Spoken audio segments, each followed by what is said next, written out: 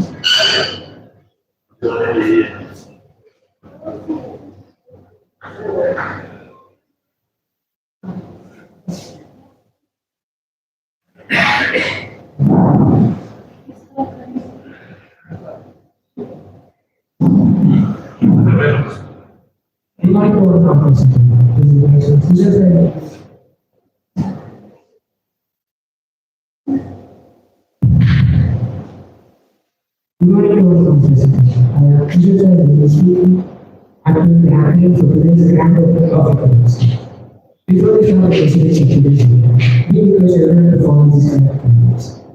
Please put your mobile phones aside. Kindly take your calls after leaving the call. We request you to support the whole unit and maintain the decorum of the unit. Kindly use the dustbins for the waste if needed. Parents accompany the kids. Kindly make sure the kids are from the home where they do not get disturbed.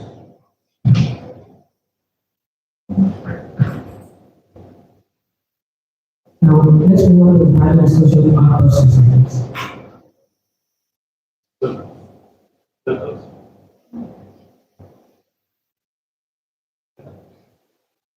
I would like to do this.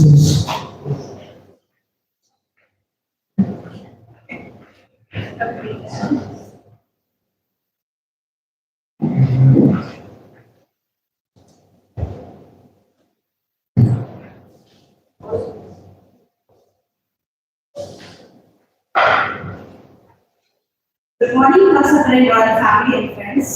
My name is Megha Jha. I am very happy to welcome you all in our first EconomicClub event. Today's event is about a smarter way to save and spend money. It's about bringing our community closer. This is an awesome day planned, but before starting that, I am going to share you an important information. We are not marketing or advertising any investment scheme. This event is about financial literacy among our kids and adults. Our panelist member, Mr. Murali, Mr. Gaurav and Mrs. Aarthi, will be sharing their ideas on money, investment and human behavior. There will be question and answer session also for you all. You can ask your own questions, you can share your ideas. There is amazing speech prepared by talented of our community. So I request you all to kindly encourage them by the speech. So now I am excited for a great moment. I request our CEO President Mr. Kaidar sir to please come and hand over a special moment to our amazing volunteer of Economics Club. So let's learn something new. Thank you.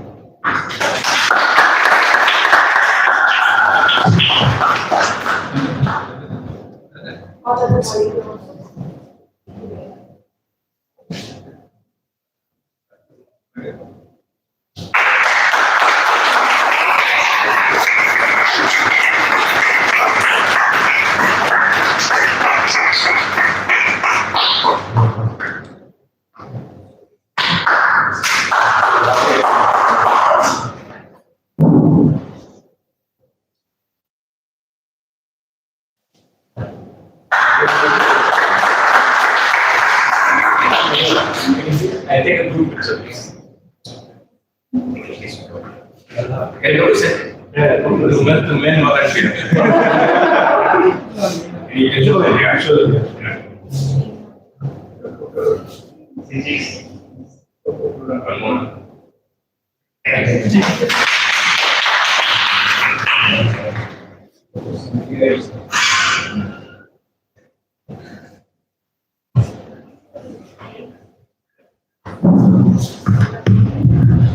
good morning everyone. Good morning. It's really nice to see you all here for a different reason. Okay, I'm for first time.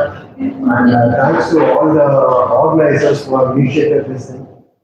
One thing which really excited me is involving kids on this particular topic. It's exciting.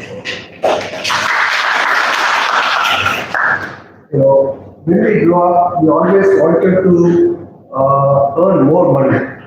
And everyone wanted to make quick money. In this process, we will be learning some wrong practices. Why we are doing it? Because we haven't learned it in the childhood properly. Okay, I think we have started with good corrective measures now, involving kids, the financial knowledge and discipline a little bit. You don't need to be a chartered accountant or an MBA to understand this. It's basic. With little bit of mathematics will make any person a successful person. That is what I believe. So, particularly for kids, why you have to learn so early? This is. And what is it? What is the most difficult part in learning? Can anyone say? Probably understanding our own mistakes is something which we have. Anything more? Putting it to practice. Anything more? Internalizing, unlearning everyone. Unlearning. Unlearning is very difficult. First process in learning is unlearning the wrong thing. Firstly, we need to accept what is wrong. We need to understand what is wrong. So unlearning, when we grow up, unlearning becomes very difficult. So it is good that if the children learn the right thing from the childhood, it will be very easy for them to pick it up. And when it comes to investments or money making, it's we get look with many advertising or many people saying that we can get 2 times, 3 times money in shorter time. Nobody is going to happen. And we end up making mistakes. So let us start with a right way of doing it. And the organizers have done a wonderful thing. What is the right and wrong thing? How do you know that? Don't be greedy. Have a financial discipline. You have to be well disciplined. Okay, if this is a cost, I have to take it out. Consider investment as your part of cost. Don't look for immediate return. It is not a 100 meters or 200 meters sprint. It is a marathon. And many times when we make these mistakes, your casual practices becomes a habit. And we will get used to it. At one stage, what we will do is, okay, last month I lost 1 lakh rupee, this month I lost only 50,000 rupees, so I'm better. We will be going towards that stage. We should not do that mistake. So, I will not take much time. I will leave it to the panelists for the expert discussion. Thank you for this initiative, sir. Thank you once again.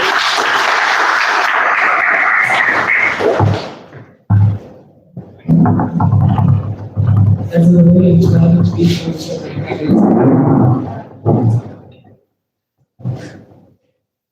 Now let's move on to the panel discussion on personal science. First, I would like to invite the moderator of the panel discussion, Mr. Gaurav and Aarthi.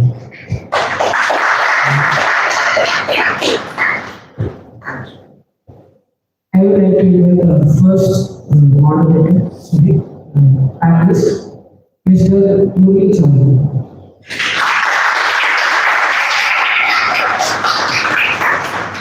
Next, I would like to invite Mrs. Aarthi.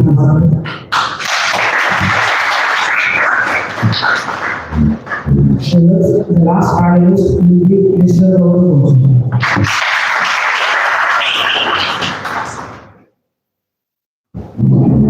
Let's take off this. Basic things. This thing doesn't work. We have to hold it this way. And yeah, that's about it. So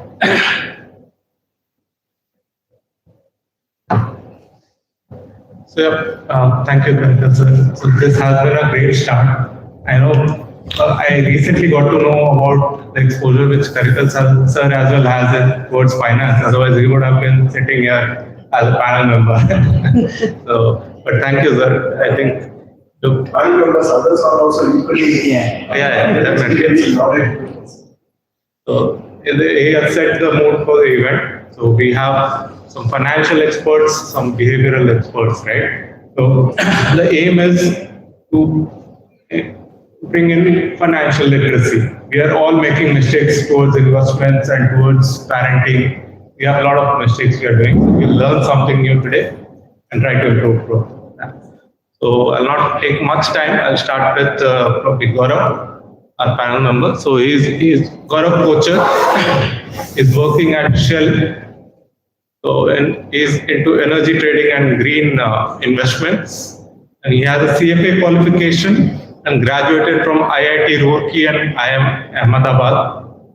So from here we'll just try to have a conversation sort of where we'll have some question answers which the audience has already shared in the forms.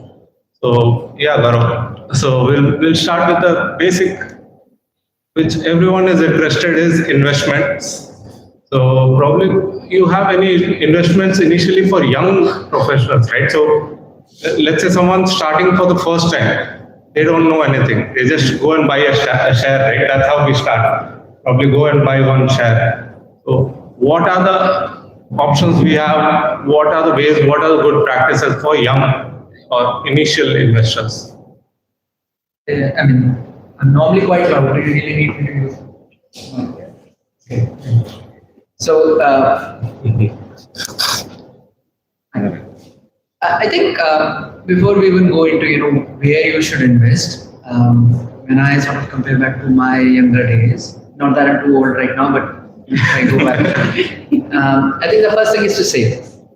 I think the first preference is that you should be looking at proactively saving out of whatever you earn, and then perhaps the next step is where do you invest it, and then when you start thinking about investment, keep one thing in mind.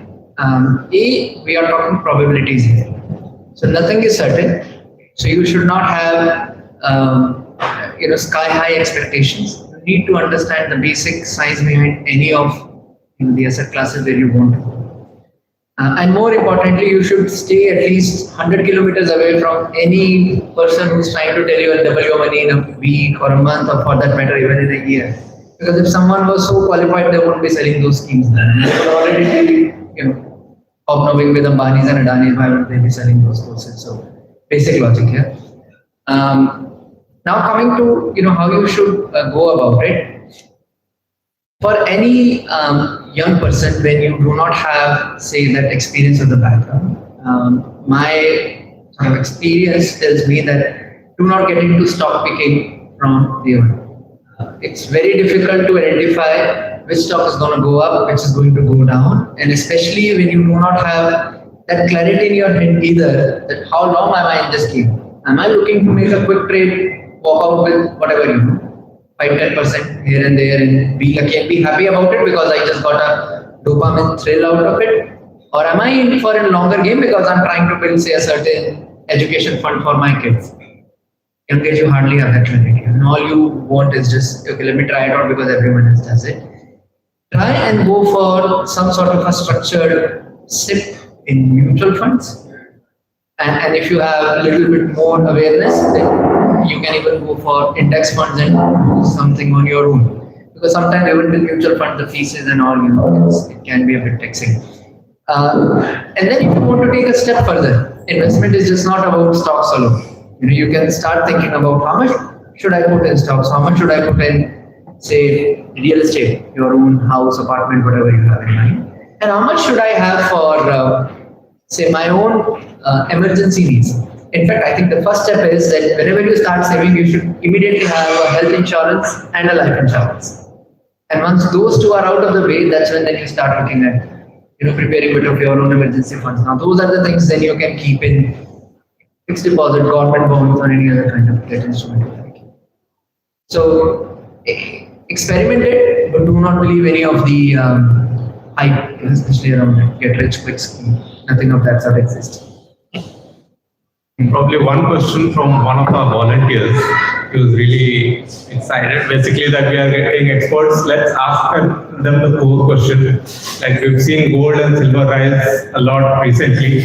What's your prediction for the next 5 and 10 years? Let's say, if someone wants to have a stable investment and grow gradually, not like a 10% in a month or something. But still, what is your prediction? In what sector? No, not only for gold and silver. If you want to invest, what would be a good sector probably, or something that we can invest? Okay.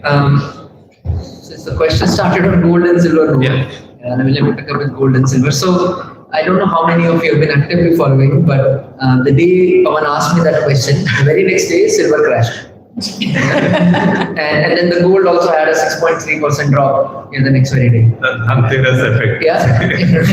So, I mean, it tells you that nothing goes up in straight line, and thereafter it sort of recovered again. And nothing comes down in straight line either. But having said that, I think we need to understand the root cause of why these two metals are specifically rising. And it goes back to what is happening in US as, say, the financial hub of the world, in that sense, or the West in general.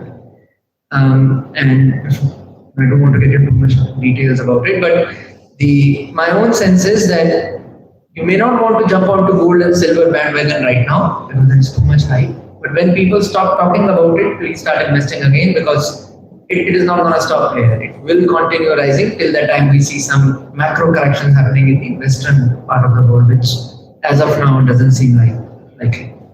Now, coming back to where we should be investing, I'll again go back to the basic principles. If the question is more around what are the new themes in the stock market? I mean, themes we all know. It could be AI, it could be renewable energy, it could also be biosciences, biotech, and then that's not my personal favorite, but some people also like to invest into fintechs and e-coms, and also the new age businesses are there. Those are the new sectors, and some of these companies will be exceptionally successful as well. But my advice is that do not go and stop picking. If you really want to have an exposure to upcoming themes, it's better to leave it to the experts. Go buy some mutual fund and that's it. In these domains. Okay, that helps. Now, there's one more topic which we briefly discussed in our trailer or teaser video, was towards loans and how do we effectively manage EMIs. A few residents had, after the video, seeing the video, they had to come back, okay, we would like to know more on managing EMIs and what are the best practices. Okay, I mean, look, folks, it's just common sense. So, we should not be taking loan for a depreciating asset in general. Having said that, I'm not saying that you should not enjoy your life at all, and you should always just have everything when you have that equity or the money in your hand. You can of course go and have leverage somewhere, but in general, do not go for loans, heavy loans for assets which are not going to appreciate. For example, do not go and have maybe a loan which is say 12 times your own monthly salary just for buying a car. That makes no sense in my head. Yeah. But let's say you have already had your loan portfolio. You have a car loan, you have a real estate home loan, you also have some credit card debt, and on top of it, you have a personal loan as well because you wanted to buy some fancy electronics. Let's assume that. I think the first, and again, I'm making a bit difficult case, assuming that you do not have sufficient cash flow every month to repay each of them, and you really need to figure out how to go about it. The first thing first would be is to see where is the highest interest rate, and highest interest rates are normally on your credit card defaults, and banks love you to default. They will never come back and tell you, okay, this is much we're going to charge you. They will keep percolating a few percentage point every month, and if you go back and calculate, sometimes it can be as high as 36%, 40%. So that is something which you should definitely pay back immediately so that you don't get into that trap. And then when it comes to say the rest of the portfolio, again, go for prepaying those loans first wherever you have higher interest rate. That would be a personal loan, then it will be a car loan, And then lastly, or probably the cheapest loan you would have is normally your home loans. And as I said, when you take a loan, please have those calculations already in your head.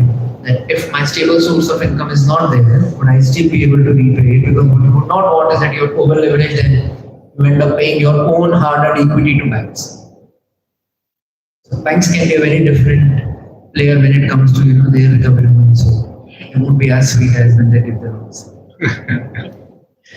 Probably the last questions, but when we consider diversing portfolios, right? So everyone thinks that whatever they are doing right now is the best thing they can do, right? So last month I felt like this is the best strategy I'm going forward. Now this will live a lifelong, right? So that's what people think when they are implementing new strategies. But can you tell us few common mistakes that you would have seen across people in portfolio management, basically? Thanks. I mean, first thing first, I mean, I'm also a student, so not that I figured it all out. I think the most common mistake is that people do not have the clarity that why are they trying to make that investment. You always need to have an objective in mind before you choose to invest. Because if you're just investing for investing sake, the biggest pitfall is the moment that investment goes against your initial hypothesis, you would be very keen to walk out of it. And as I said, nothing goes up in a straight line, nothing comes down in a straight line. So most of the time, because you just wanted to have that, you will end up buying something at, how to put it, at the peak of its cycle because everyone is talking about it. The moment you get in, it starts reversing, and you're like, oh, I made probably the biggest mistake, and I need to walk out it. So a lot of people end up buying high and selling low, and that's purely because of your own, human nature, and that happens because you did not have that clarity in the beginning. Had you been clear, okay, I'm in this game for next 5 years, you wouldn't have worried for those fluctuations, and you would ride it out. The other thing which I mentioned in the video as well is, please do not try to time the market. It's always beneficial if you have a system in mind that, okay, I want say X percentage of my income or my savings to go into stocks, Y percentage into debt, and the remaining is say for real estate. You can keep playing among those percentages. That's absolutely okay depending on what your view of the sectors are. But do not go fully in on one of them. What I'm trying to say is if you only have say 1 lakh to invest, do not go and have the entirety of that 1 lakh in equities alone. And similarly, it doesn't make sense to have entirety of it sitting in deposits and fixed deposit because inflation will simply eat it away. Yeah? That's the sabira that I'm making very nifty. And yes, so don't time it. Have that portfolio picture in your mind and keep following that system again and again, and that will basically take you away from this emotions which you encounter in investing in general. So if you can manage your own emotions, you're probably already an 80% expert in investing. Thank you, Gaurav. So what we had planned was we will take one question right now for the panelists from the audience, if there is any. And if there are more questions, we'll take it towards the end. So right now we are open for the forum. Is there any questions for Gaurav? Right.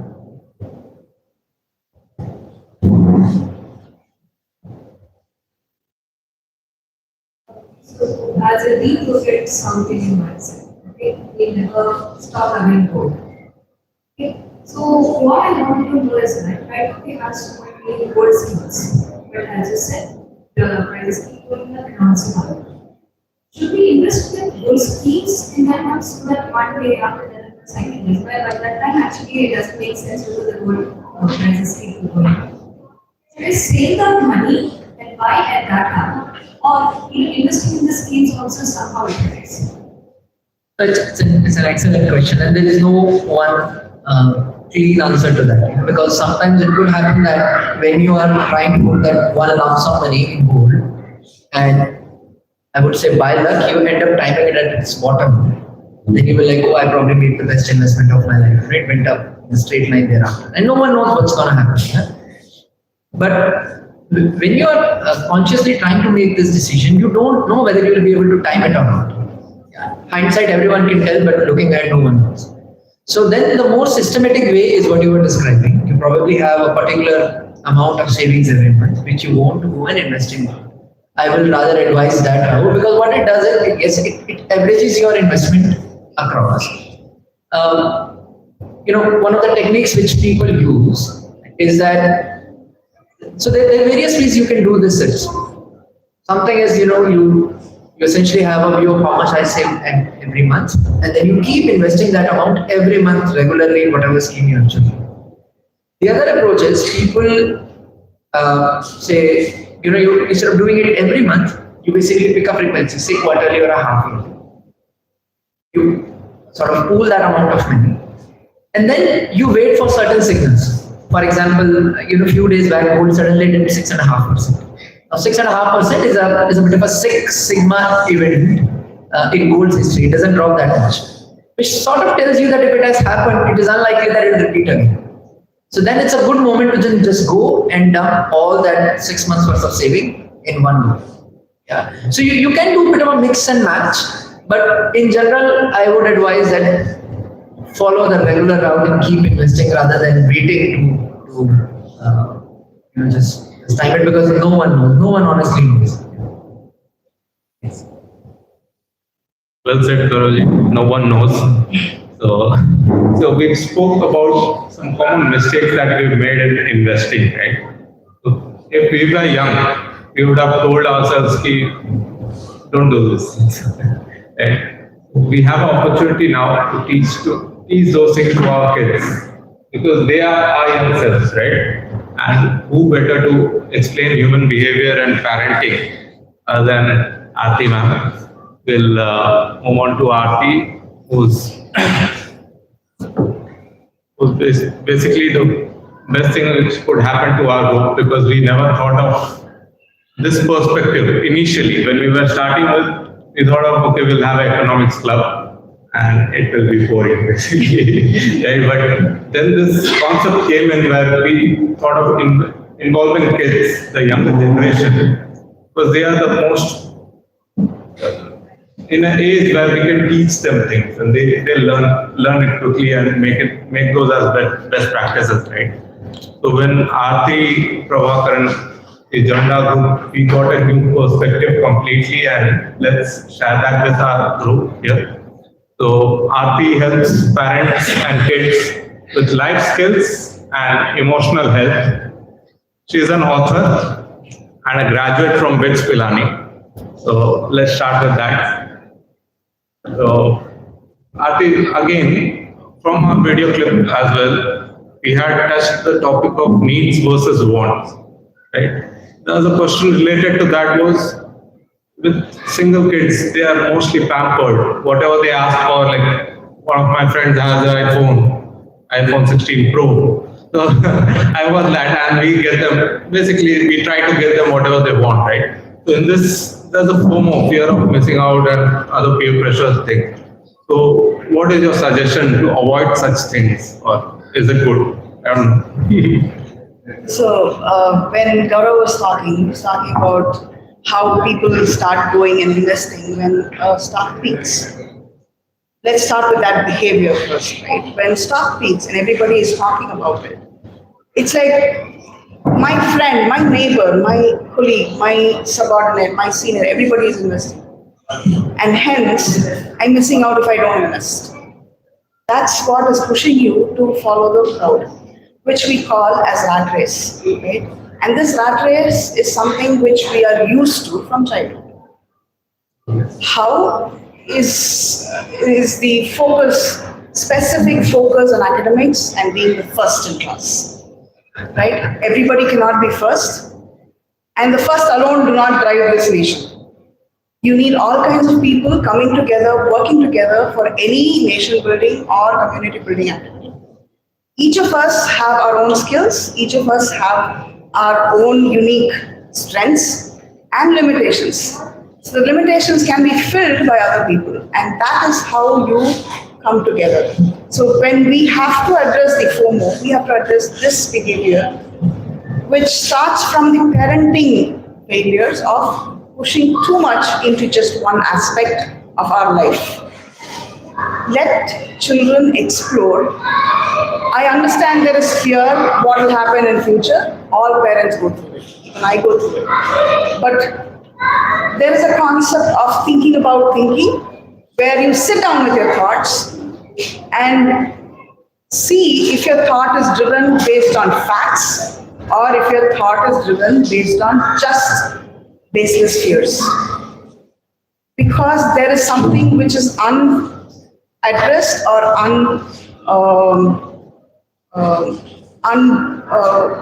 unachieved in your life, which is driving that fear.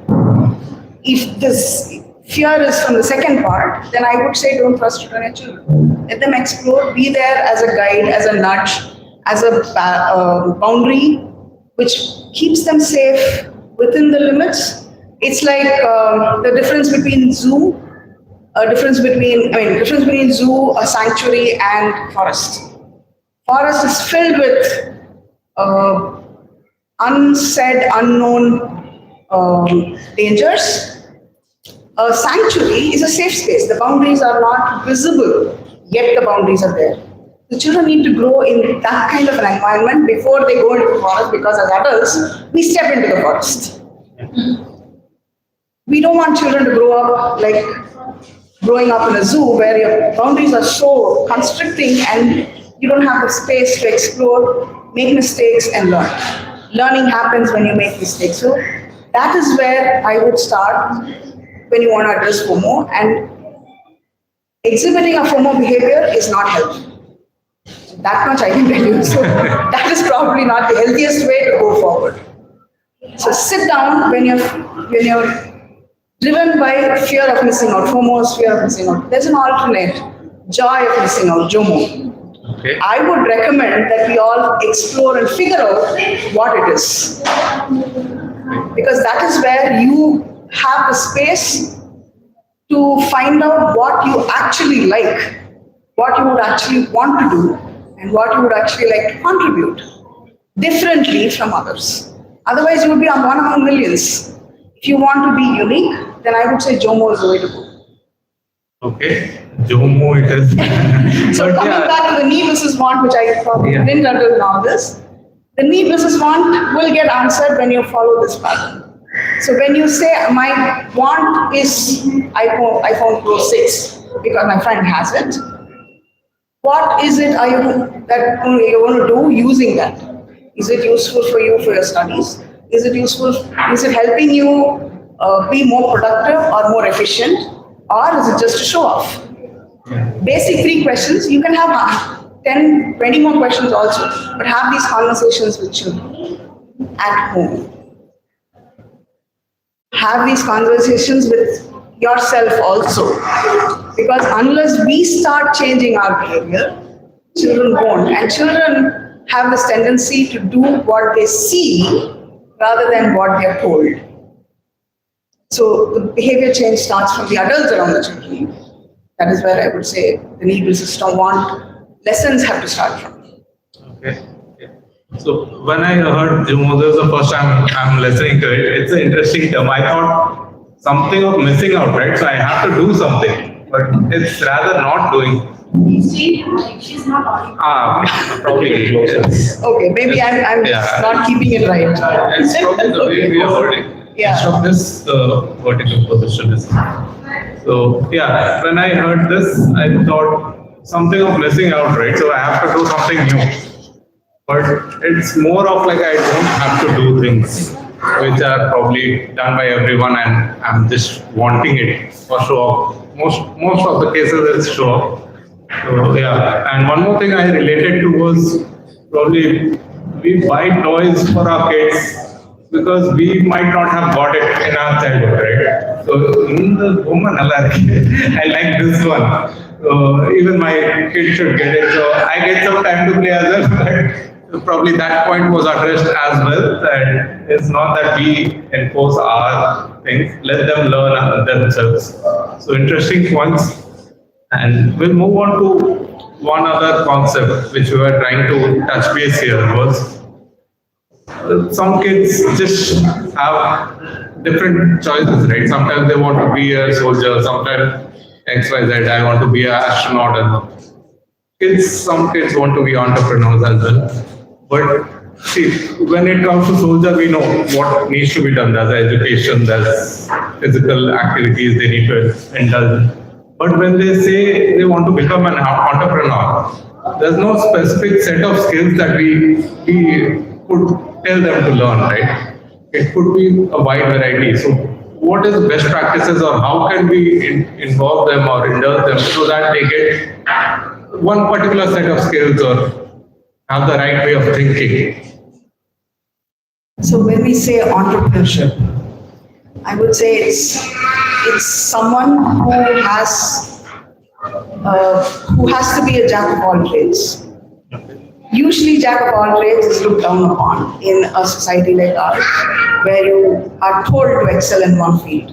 But if you want to start up and run, the first thing that you need to know is financial literacy. That is probably the focus of this club, right?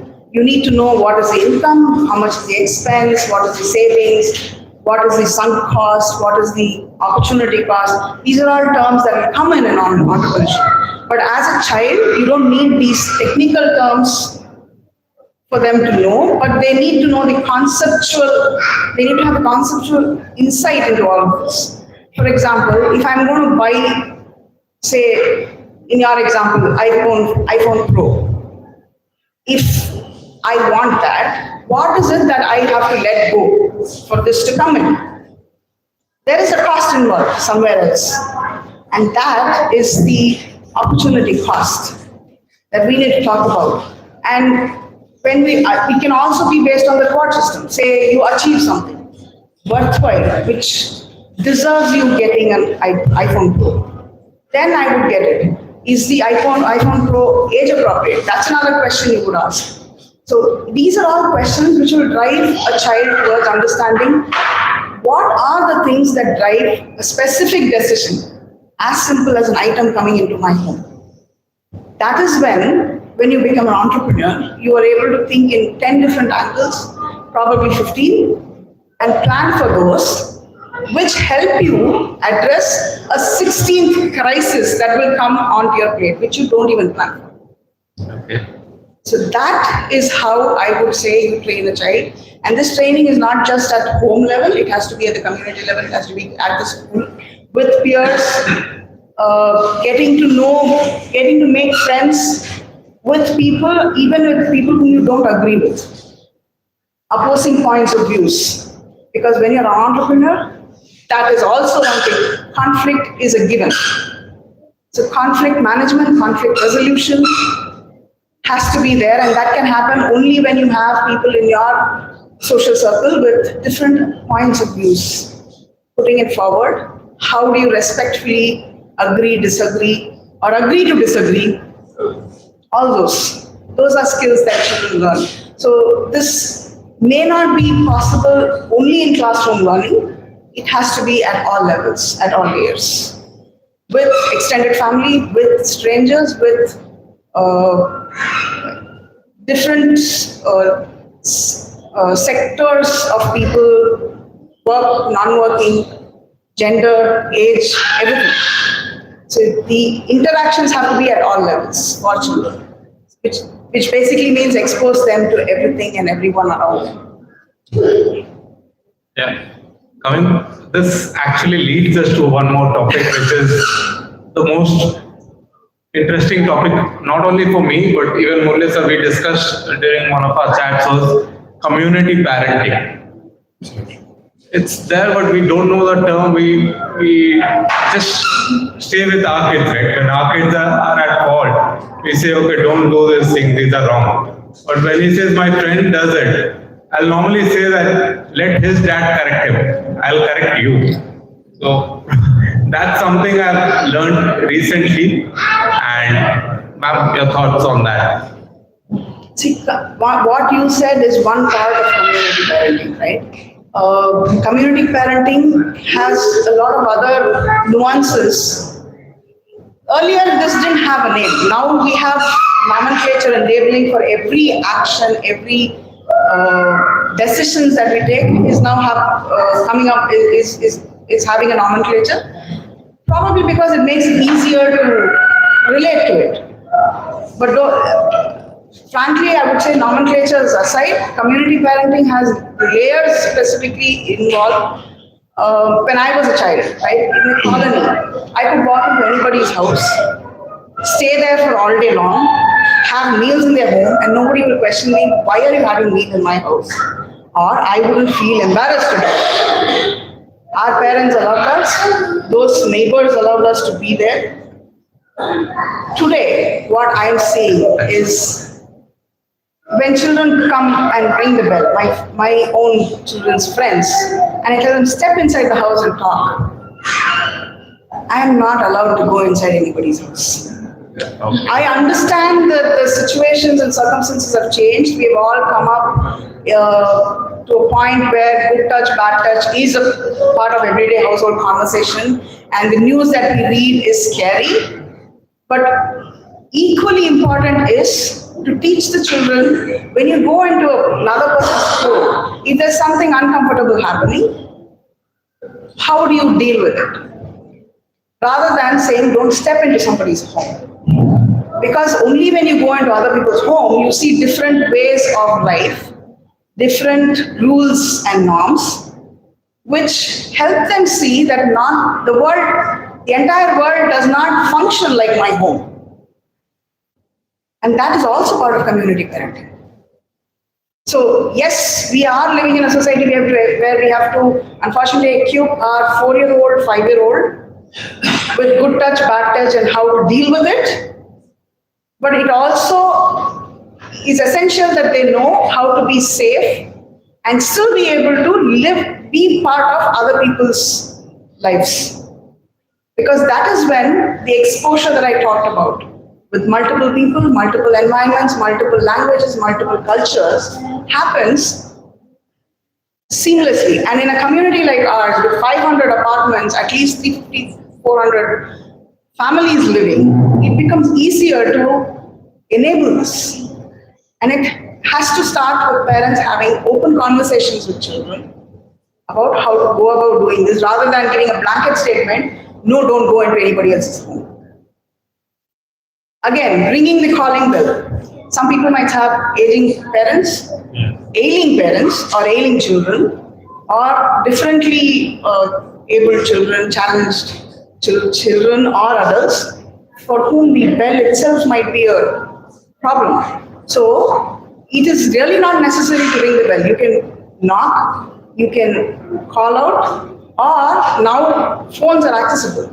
Before you go to their home, you can message, I'm dropping in, how do I enter your home if I want to enter? So there are multiple ways of communicating. So changing the way of communication from what we are used to what can be done with today's gadgets or today's changed technological intrusion is also something both parents and children need to learn. My favorite statement, right? We are all parents only after our child is born. We are only as old as, we are the parents as old as our children. So we don't know it all. That is another humility lesson that we all need to carry. Adults don't know it all. We are learning along with our children. Especially digital transitioners like us who are trying to parent digital children or children born in a digital world. We are learning with them. So having that humility and being open to learning from our own children also helps build that communication with our children. So these are all what community parenting is all about, and this is not something I'm talking about only for parents. Even every adult in the community developing this attitude will help address the gap that the current generation has with the previous generations. That's interesting. Long points you've covered.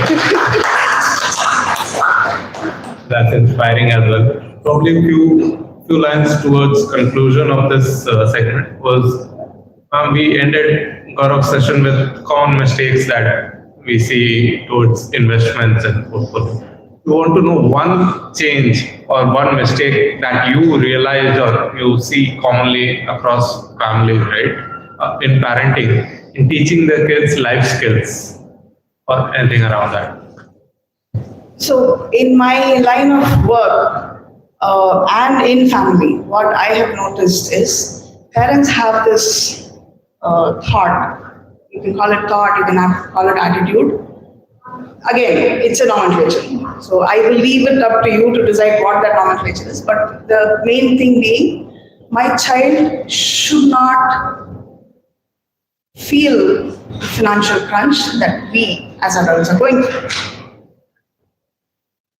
I would say that's the biggest mistake of all, because when you enable the child to get what a child wants at any given point of time without having the financial conversation with them, age appropriate. I'm not saying you have to dump every challenge, every trouble you're going through financially, but age appropriately.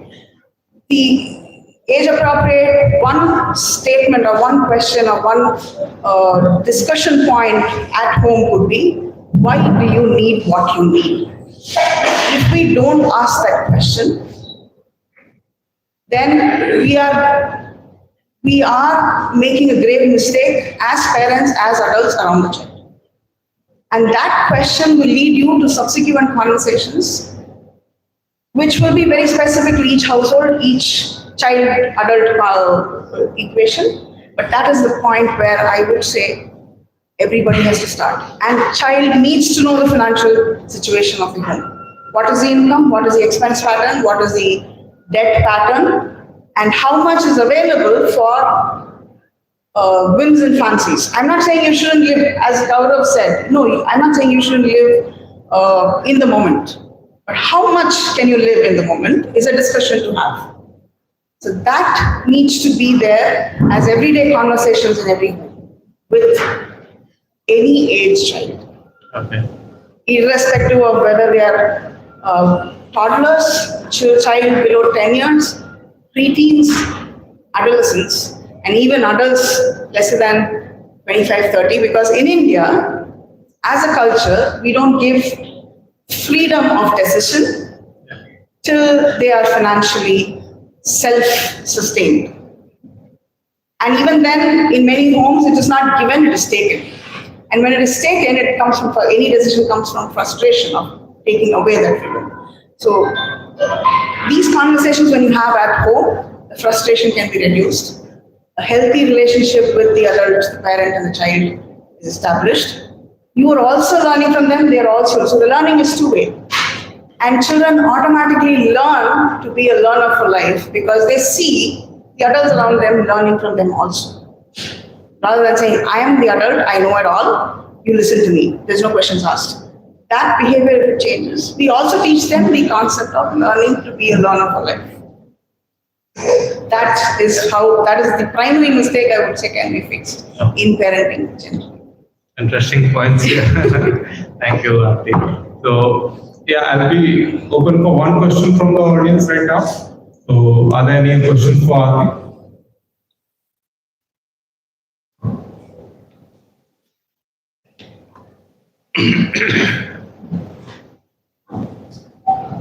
Will have the interesting perspective on.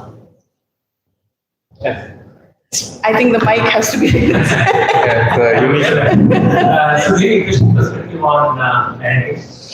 One thing I just feel is age appropriate to have to examine things on this. Now, unfortunately, there is no, it's very subjective. I don't know what age, what I like. Even if it's, let's say, at 15 also, I think he's my. And it's a fact that happens with literally our emotions and the overpowers over that being things. So how do I know at what age tell my people? So let me give you my personal experience and how I overcame this. As you said, that emotion of my child is my kid forever is something that every parent holds close to them. My mom will probably think I'm still a kid. Your mom probably thinks you're still a kid and don't know anything. Despite the fact we all have families, we have all children, probably teen children, but still we're children. So this is universal. Keeping that aside, observing the child, seeing what your child is doing on a daily basis, knowing how much of information they have and how they use the information. You can notice all this in the behaviors that they exhibit. This is from one of during my stay outside India, specifically in France, it was a life-changing experience for me. I was bringing my kids from school on a public transport, right? My child, the older one was in the second grade, the younger one was at home with me. So I used to carry him in a pram to go to the school, which is about 3-4 kilometers, and bring them back. So it was a commute through metro and bus. On the return journey, I'm standing, right in front of me there was a 4-seater with 4 students ranging from 4th standard to 8th grade. The conversation topic was, who's the best pornographic star? And I'm in France. Pornography is legal there. A 4th grader is talking about it. So age appropriate also involves culturally age appropriate, depending on where you're living. So I come home and I get a mail that the very next day I send my child to school. That evening my child is asking me, how are babies born? And I told her, you're too young to understand about this conversation. Babies are born only after marriage. You don't have to worry about it. There is enough number of years for you to go there. The next day morning I send her to school. I come home, I get a mail from the school saying, I have talked about my pregnancy and my upcoming maternity leave in April with my children in class. My child is with my partner. The word partner was mentioned. Again, in France, partner can mean 100 different things. And I was in shock because the previous evening, my child asked me this question because the teacher already had the conversation with the child and I was unaware of it. So I had to gear up to find out what is age appropriate to talk to her about how is a baby born, what it means to have maternity leave. And I've already told that children are born only in wedlock. And partner means it is a child outside wedlock. In France, you can have a child with a partner and you still get legal rights and government subsidies for both the couple and the children, as a family would, a wedded family would, legally wedded family would. It is legal there. So I can't say your teacher is not having a legal marriage or legal relationship. And it is a teacher. So again, that is another level of layer that I need to do. So age appropriate also involves culturally appropriate. So I sat down to look at 100 different YouTubes to see where I am comfortable as an Indian born and bred parent. How much am I comfortable having this conversation with my child? And what can I say when I'm not comfortable proceeding with the conversation? And this is very individual. But you need to have the conversation, because if you don't, I'll tell you what happens. Because that evening, I did start the conversation. I said, you asked me yesterday, do you still want to know? Her answer was, I know. You can imagine the shock I had. So I said, how do you know? The next question for me was, how do you know? Keep the curiosity alive. Don't shun them. That is what I would say. How did you know? I saw it in the library. I said, which section of the library did you pick the book? Was it for a teenager? She said, no, I can't take a book which is outside my age level. So a second grader picked up a book which tells about how children are born. So then I asked her, okay, tell me what it says. From a zygote formation, fusion of sperm and ovum, till the 3rd trimester, before delivery, pictorial representation is there for a second grader in France in the school library. How do you not have this conversation with that child? So I had to. So then she asked, you said only after marriage you can have children. She is not married. I knew that this question was coming. So then I said, in India, so that cultural conversation happened after that. And then I said, there is also the aspect of what happens if one of the partners decides to leave the wedlock. I mean, and it can happen even in wedlock, outside wedlock, irrespective of this. So bringing up a child as a single parent is difficult. Hence, having it with both parents present is what I think would be easier without using the word right and wrong is how you do it. Because right and wrong is very subjective. It is subjective culturally. And I'm not saying this only internationally. Even in India, we have this huge subcontinent with different states, and every 20 kilometers, the culture changes, the food changes, the dialect changes. And hence, it is very important that we maintain that respect for everything. There is no right and wrong, is what I would say.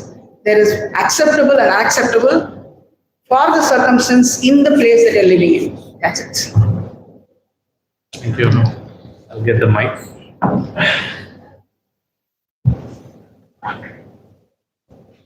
Aarthi, while he was questioning you, I was thinking, what would I answer? I would have never answered this. I would have said, it's a generic question. Okay, I don't know. You have to decide upon your own. But this is probably the best answer we could ever receive.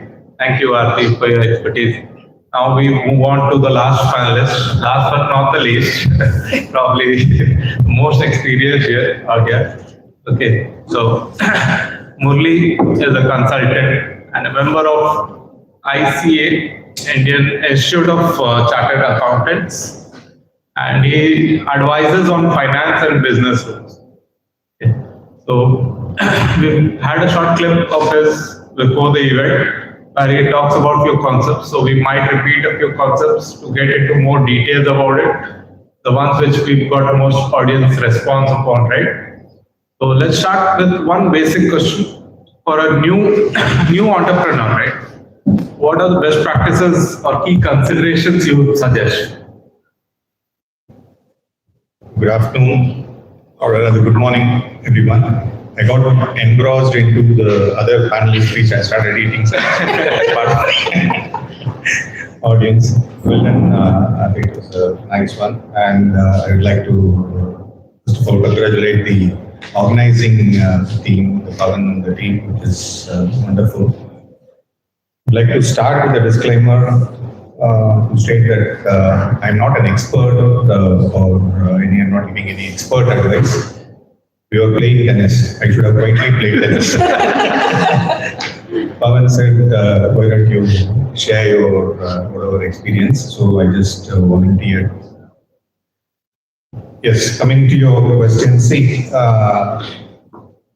entrepreneurship is trying to be independent and trying to find something for you to earn. That's the basic way we get into entrepreneurship. Nowadays, the young generation, as I mentioned, young generation, because I'm trying to recruit people for my company. He's a fresher out there. First I started, okay, I should get a qualified chartered accountant with some 8-9 years of experience. He should have a manufacturing experience. Then I said, okay, forget about manufacturing, at least a qualified people, because I'm looking for a person who wants to head my company as a CFO.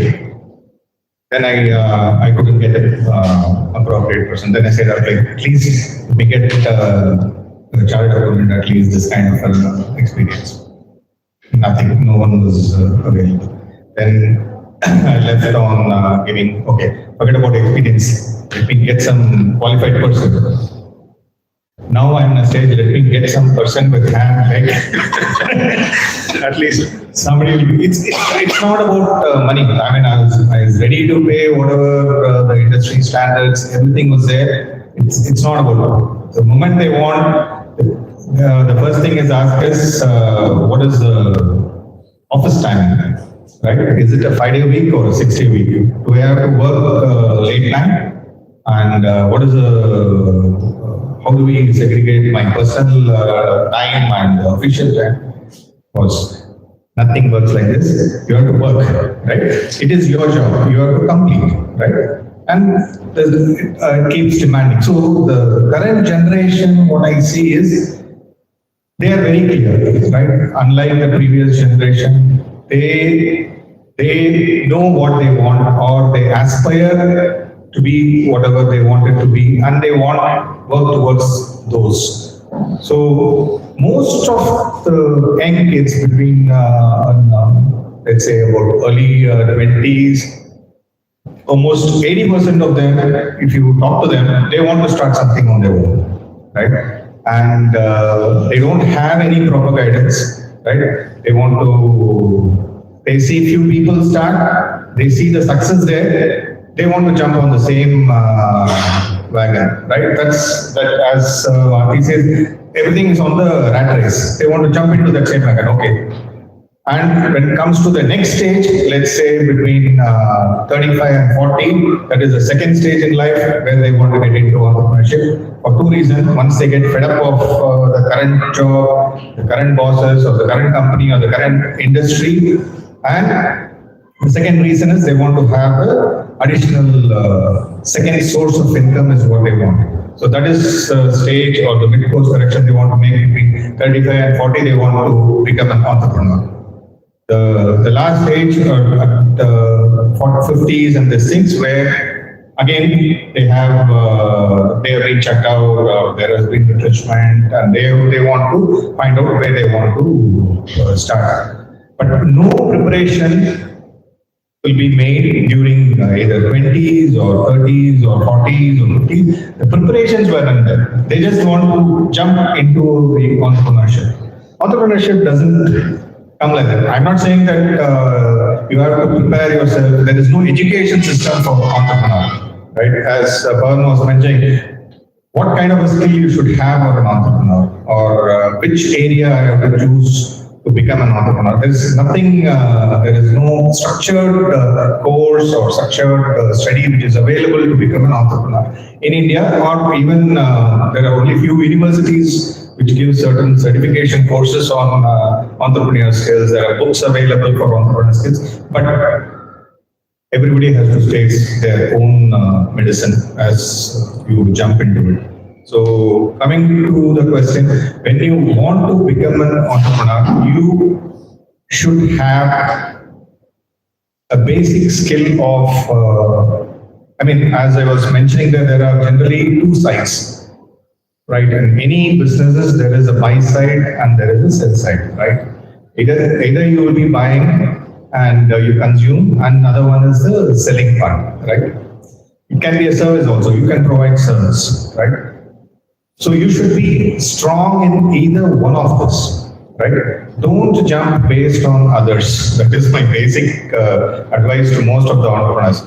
He is good at it, so I will go and shoot with his shoulders. Nothing is going to work on that.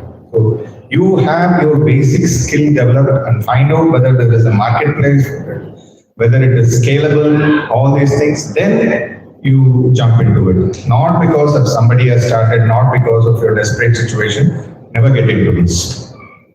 So this is the basic which you should have at least. That's it. Only we had discussed few things earlier, so yes, we are getting more clarity towards that now. And one point again we had discussed was, if someone is at a job earning regularly, right, and the pay is also good, they are having a good thing, but they want to explore more avenues. In middle age, a lot of people try to explore avenues of business in the side, part-time business, or get into someone who's already working, just be a silent partner or angel investor kind of things. So we had discussed like that is the general guidance is clear your mind and get into your business. Part-time thing doesn't work, but that has a lot of risk involved. So for someone who has EMIs going on, to leave a job, let's say plan for 3 years or 1 or 2 years, but still the risk is very high. So some of them, for salary earners, they don't have that risk appetite generally.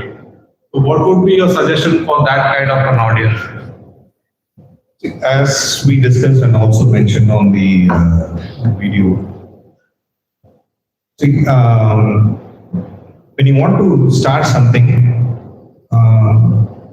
don't start with the view that, okay, if this is not successful, I'll find another job, right?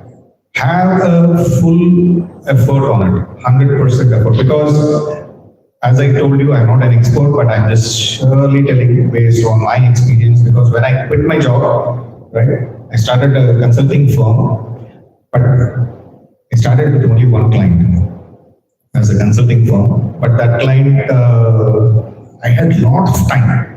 Because when I was working, and that too working for Reliance, you are already, everything has been squeezed and no time is available. But when you come out and when you are on your own, you will have a lot of time. So you should explore various possibilities, but always attached with your strengths, right? In this, how I can capitalize my strength in this area. In this area, whether it is export, import marketing, whether it is a local manufacturing, whether it is a small tea shop or a retail store, in this, what is my expertise which can be capitalized on it? This is one. Number two is, as we were discussing, in my dictionary, there is nothing called somebody will start and I can go and join the wagon. It is never going to work. It can be a closest friend, it can be your brother, it can be whoever it is, right? So, okay, you three of you quit the job and you start, I will join after some time. Nothing, it never works, right? Maybe it could have worked for a few, but that is not the way you should generally jump into things, right?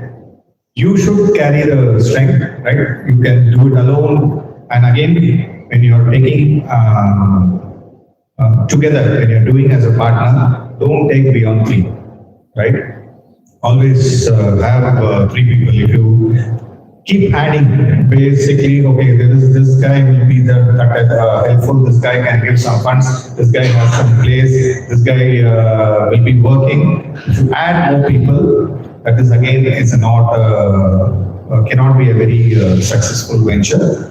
There may be a good successful venture, but mostly, right? So have not more than three partners. Ideally two, but not more than three. So these steps, and when you are doing coming to the financial planning, see, credit card is something which you use against your future earnings. Now, when your future earning is stopped, right, when you're getting into an entrepreneurship, that is what you need to stop first. First, close your credit cards, because once you have a credit card as an entrepreneur, then just take it's a guaranteed failure, right? So first, cut off all your credit cards and have basically you're covering your EMI and running your family or whatever school fees, at least cover for a minimum period. Every business has got a gestation. Nothing starts immediately. As Gaurav was also mentioning, there is nothing which goes on a straight line up or a straight line down. Even in business, first 2 years it can be successful, but are you ready for the dry days, right? Everything cannot be a rainy day. Okay, in our context, rainy day is a worst day. So when you want to start something, at least make sure whether it is a 1.5 years, 2 years, whether that risk period is taken care financially, close your credit cards, then you jump into this, but jump full-hearted. That is what is missing. Probably to summarize, I would say we need a sense of stability. When we are at some work, we don't want unwanted pressure in our back of our mind saying, okay, I need to pay this, I need to pay that, school fees is coming up, EMI. Just have some plan. One very, very important thing to become an entrepreneur is all things, whatever I said, becomes secondary. The first thing is the family support. Unless and otherwise you are in touch with them, you take them into confidence, right? And they also support you in and out. There is no point. You can never be successful. Definitely. It's not the individual mindset, but yes, everyone surrounding us should also understand what we are going in for. So, well said. Actually, towards the end, we would conclude by general mistakes, but we talked about a lot of best practices. So, for only, sir, we would like to conclude with one different angle is for younger generation, right? What is the best way or fun ways of learning things, right? We spoke visual medium now. Probably would like to elaborate more on that because I'm personally trying to teach my kid, but he, beyond a point of time, he becomes very disinterested, right? So he's just into the fun part. So are there any fun ways? No, there are not a better answer, probably Aarthi will be a better person in terms of the kids nowadays. I mean, their attention span itself is very, very limited. So how it's not that say earlier. When we attended as a kid, when we attended weddings, we don't know whose wedding was it, right? We don't know where parents are. We have been dragged to the wedding and happily we played here. Nowadays, you can't even take 6-7-year-old kid to any wedding, right? Because we don't prepare our children. Right? We should tell them, okay, he is my cousin, this is how we are related, he is getting married. So whatever it is, how much ever it's getting into his mind, it's secondary, but you have to spend that time explaining them, right? And then if you take them for a wedding, probably they might come. That is again, that's a final call is there. But they are not surprised or they decide what dress they need to wear. For us, one shirt, one t-shirt, that's all. We have been taken for the wedding. Now, we can't even do that. So, involving kids, see, we cannot underestimate them that this topic they don't know or the other topic they don't know. They know most of it. Right? I was surprised about 3-4 years back, my son was about 15-16 years old. In terms of topic, he started discussing, right? So, at home we discuss everything, right? Whether it is a movie review, I discuss with them, what is this? Most of the movie, whatever Marvels and all he sees, I don't even understand what is in the movie at all. But I try to understand his version of it. So he tries to explain. So engage in conversation. I think it is that topic So engage in conversation. So then you will understand the way or the interests they have, right? It is not probably they are interested in sports, probably they are interested in other arts or anything. Or photography, they can be interested in anything. So unless and otherwise we discuss to them and talk to them, then only we can slowly develop these kind of habits. Coming to his questions, there are many short videos which is available. Probably next economic forum we will do it in the Viscom theater. There are many videos which is available which teaches. I just saw one video also where between two girls they were discussing. One girl was getting about 2,000 rupees as pocket money, and another girl was getting about 500 as a pocket money. So the girl was getting 500. She didn't want to say because she is getting 500, but every time at each shops, she will pull her purse. Okay, I don't have change, or she will not spend. So it's a very interesting thing. These small videos will help. Probably during the club, we will start circulating. I don't know whether it's in the public forum. Yes, we can circulate these videos. Yeah. Thank you, Murali. Last year I put him in a different position, but yeah, I know we had discussed If I can add to what he said, and he said it's a passion area for me. The conversation again starts with the financial literacy, right? Like the video that he was talking about. What do you have in hand? How much can you spend?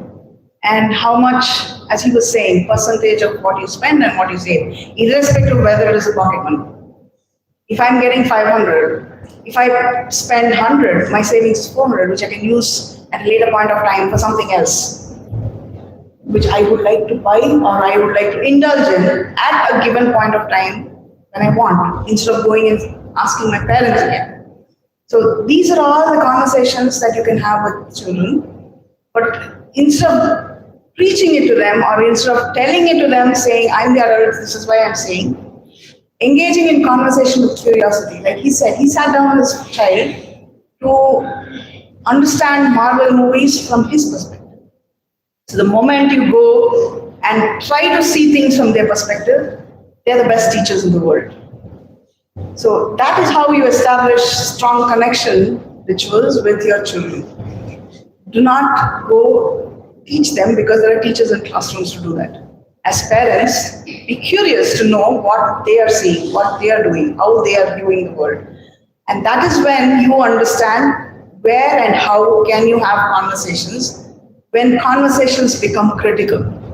In teenage, conversations have to happen. If you cannot establish the conversation pattern before they hit 10, it becomes really difficult to start having conversations when they hit teens. They shut down.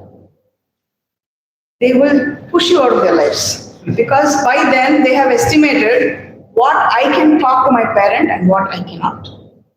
They will never come to us. Irrespective of how much of change we do, it takes very long for them to break that barrier because developmentally also, till 10, they're very malleable. They're like sponges, they absorb everything. But after 10, they start thinking, they start applying what they've learned for 10 years. And when they start applying and they see reactions from others, they start behaving in a way where the negative feeling, negative or discomfort for them is lessened. So if you're going to shout, yell, or punish them, they won't come and have a conversation. Even if they're going against your principles as an adult, it is okay to sit and listen to them to see where they are coming from and to see if that is a workable solution rather than shutting them out completely. So that is probably how I would say you engage children, adding to what he said. I mean, I'm just picking up from what he said, which he left out. This is the background which drives them to come to you. The curiosity with which you approach them. To learn from them, they come closer. You tell them, they will say, okay, and they will do what they do. There's nothing in this world that can change them from what they want. So if you want them to have a collaborative relationship, curiosity is the way to go. Thank you, Aarthi. Amazing. So we are concluding this panel discussion, and what we learned here was initially understand the passion of the child, have conversations with them, and business-wise, these are the best guidances I could. I think anyone can give. The white beard shows it on. He has the most experience in this room, I guess, near to KV sir. We're all learners. I'm with you. We're all learners. But if there's someone's thought we could follow, right, in business, in entrepreneurship, is probably the best guidance. And I would personally like to follow that. I'm in that middle-aged category which the audience was. So I was the target audience here. I asked you personal questions as well, which I wanted to know. Thank you, Murali, for this insightful thoughts. So we are towards the conclusion. I'll just be open for one question for Murali from the audience, and then we'll move on to the next segment. So any questions from the audience?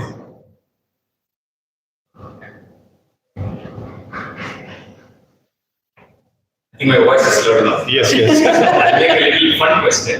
I don't want to be an entrepreneur, but at the same age, as many of us in the room would want what they call passive income.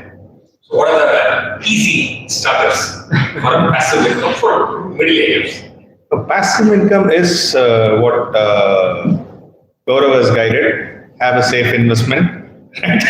So get your returns. So, or if you're talking about the secondary income, right, which is, I think I'm loud enough now.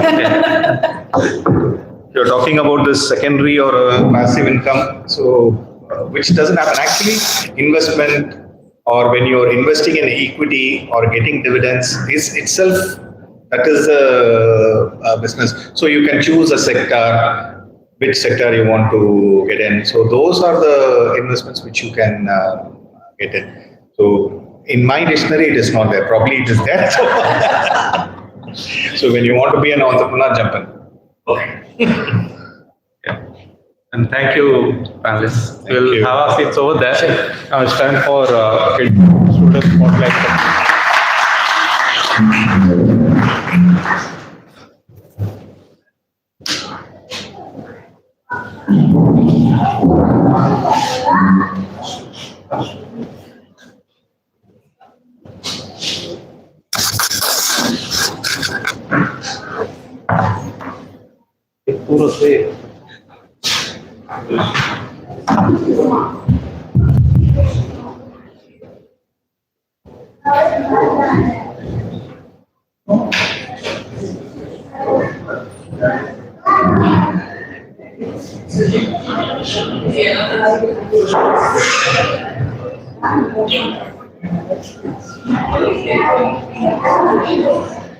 If anyone wants to push what else available to you, please help us.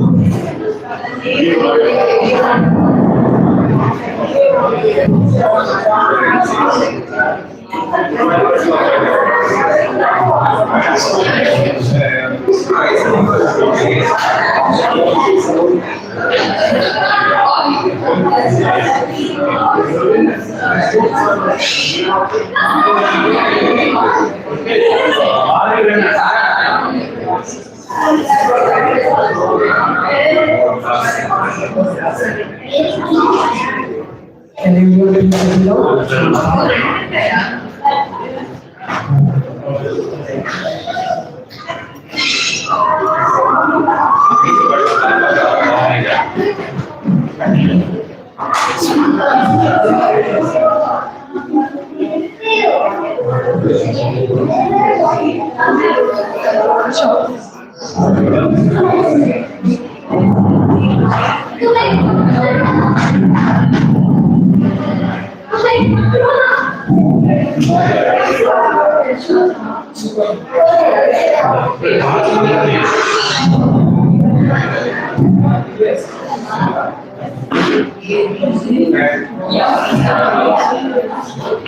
Now let's begin this week's topic. First, we will let you know Kashika speaking on the topic of investment.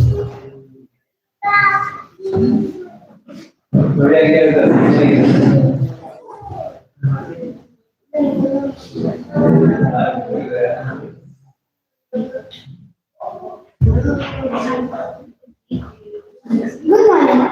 I'm Kashika here to talk about age is not a limit to earn and learn about money. Let's talk about starting early with money. You might wonder why now? Because your future starts as soon as you do.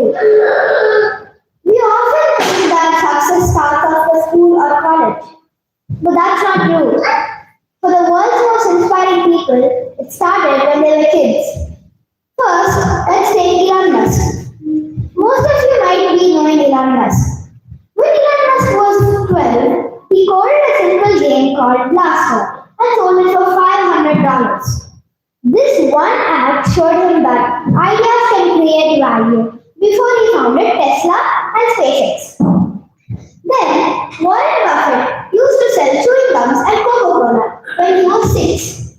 Many people said no to him, but he understood that rejection was just redirection, and every single no helped him improve his pitch and build more confidence. Then, Ritesh Agarwal from India used to sell SIM cards when he was 30. He discovered how business worked, understanding value, and managing small profits. Then he built OU, a global company which changed the whole hotel industry. What these young entrepreneurs actually learned? Number one, how to handle rejection. They understood that not to fear no and learn from it instead. Number two, the value of money. They realized that earning would need effort and money deserved respect.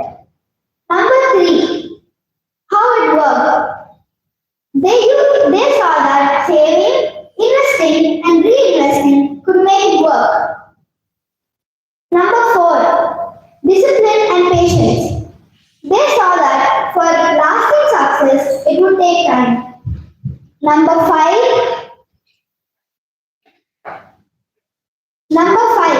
purpose. They use business not only for profit but also to solve real problems. Top 5 things we can do to build mindsets and habits like them. Number 1, start with small projects like making handmade crafts or even making small online ideas. The goal isn't the money, it's to understand that effort can create value. Number 2, save and track your money. Take a small notepad or an app and note down what all you earn and spend. Number 3, learn from rejection. When someone says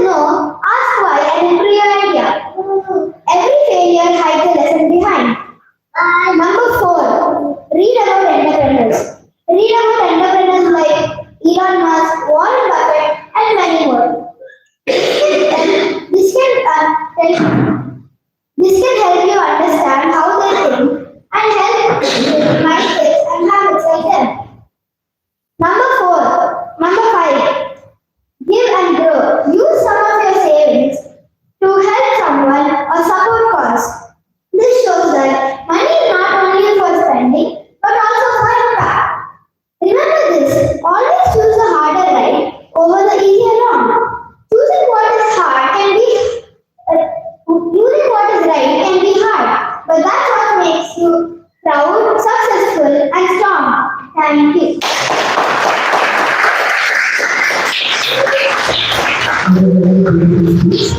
Now let's move on to the next. We'll be speaking on the topic of his favorite topic.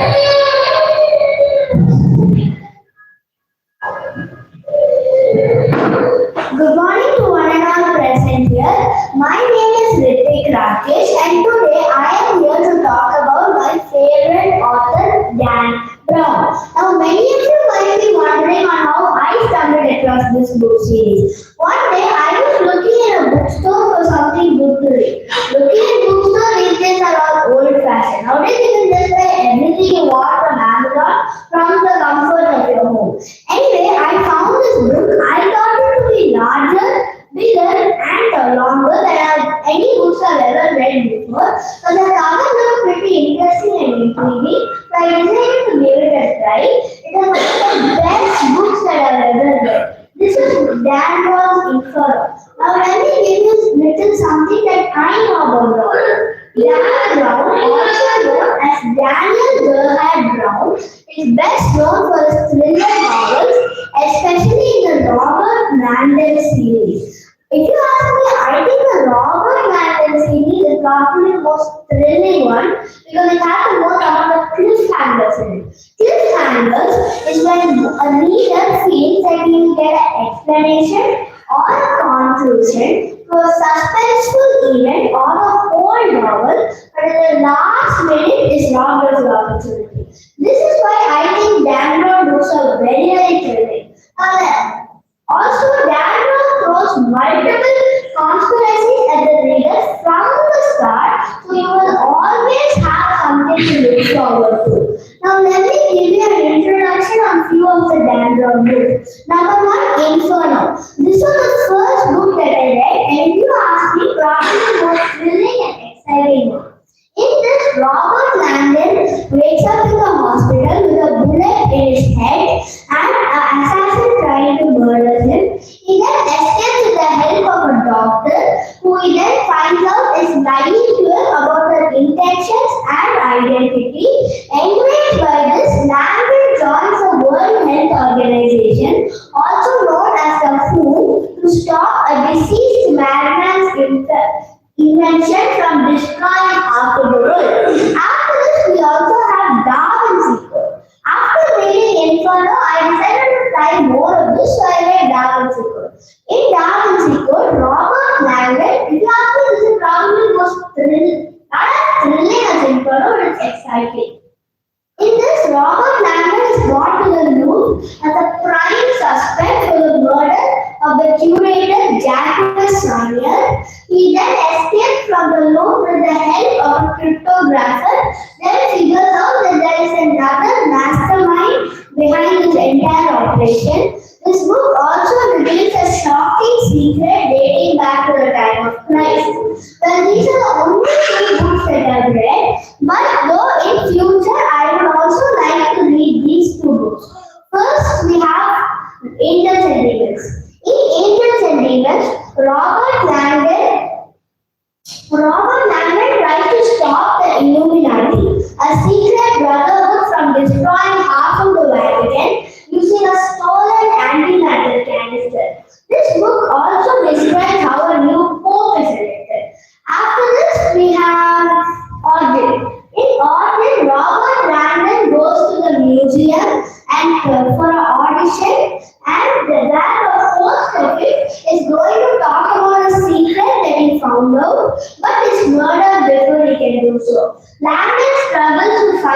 about the secret. Well, after this, I also want to read Lost Symbol, but I don't have much of an idea about it. Well, the Dandelion books aren't only made up of the Robert Landon series. There are also other various books which can have random characters and random stories, never in order. Well, for example, we can get Digital Fortress. In Digital Fortress, a secret American cryptography government had to stop a madman's chip from releasing into black market that would totally cripple today's understanding of human AI. So this is why I love Dan Brown books because of its conspiracies, cliffhangers, thrilling, and it's also awesome how we can make stories within landmarks, monuments, countries that the whole world is familiar with. Thank you for giving me an opportunity to talk about my favorite author. Thank you. Now it's time for slide. Speak on the topic of recycling.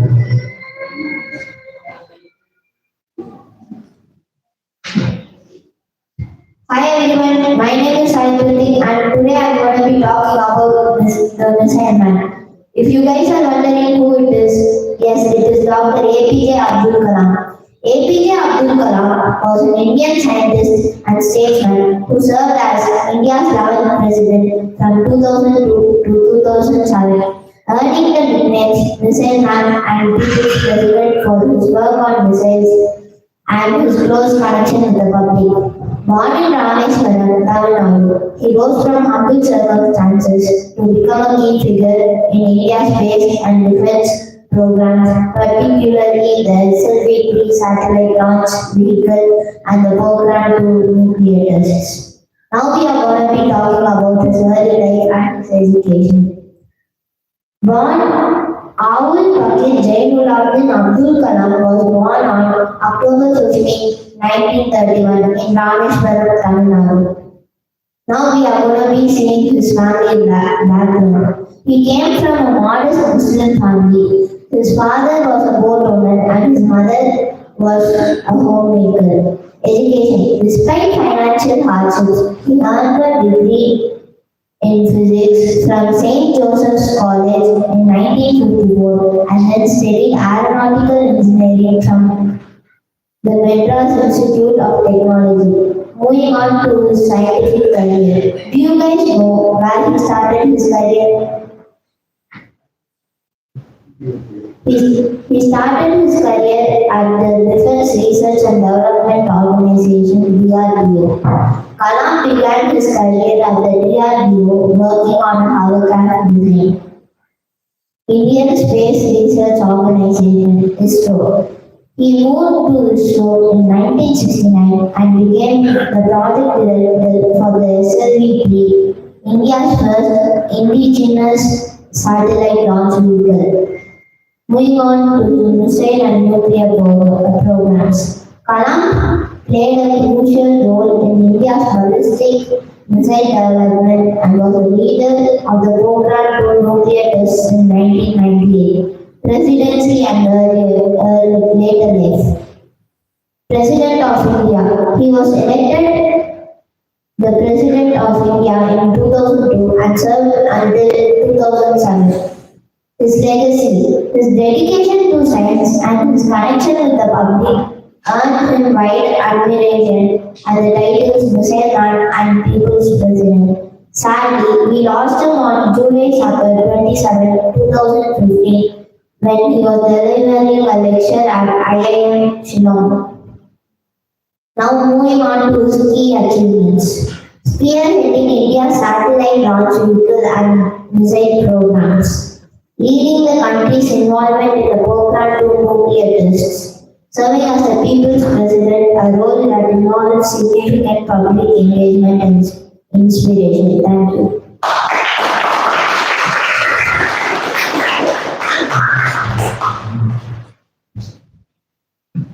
That was a very nice speech. Now I would like to invite Mr. Priyanka.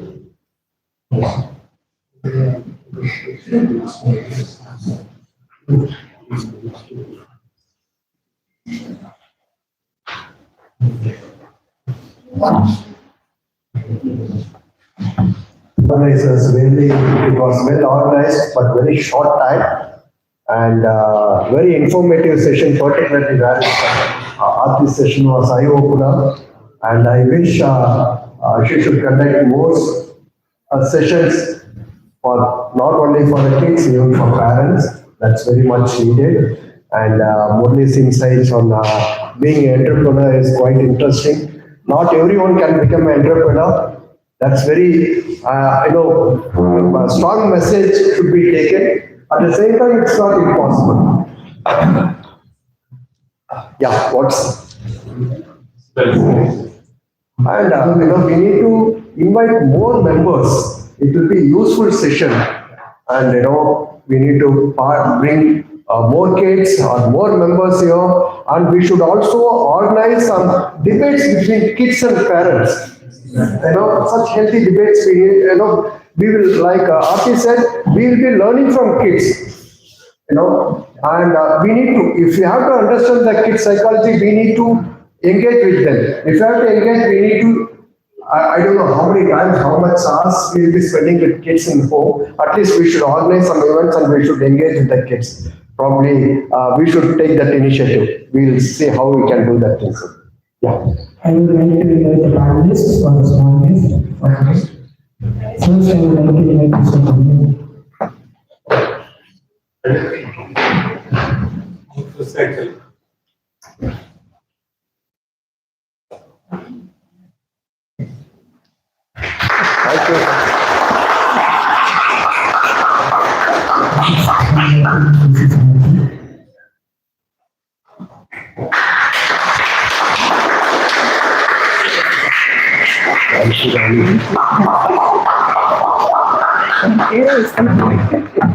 Next, Mr. Gaurav.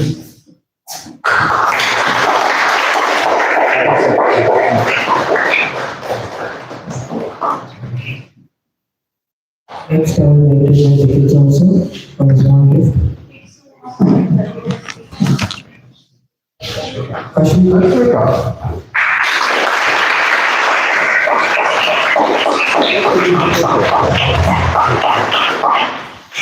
Next,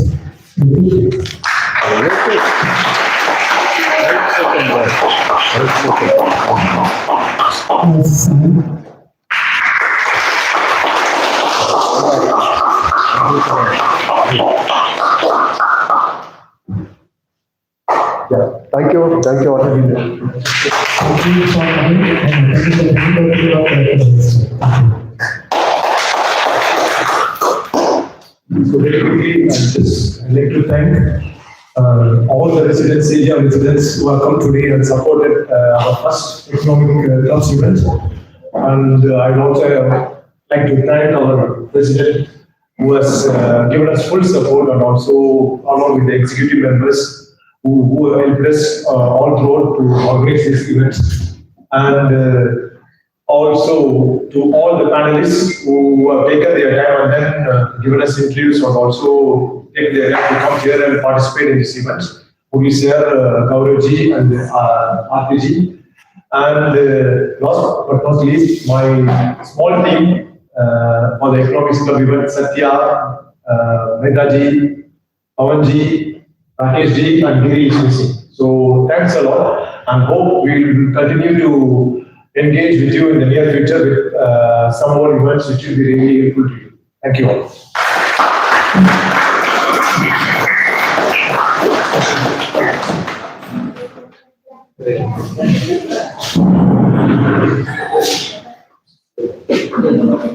You should take a group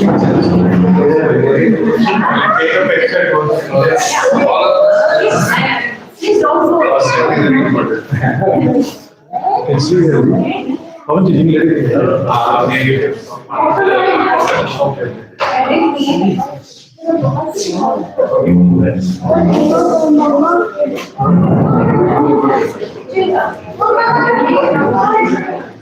Please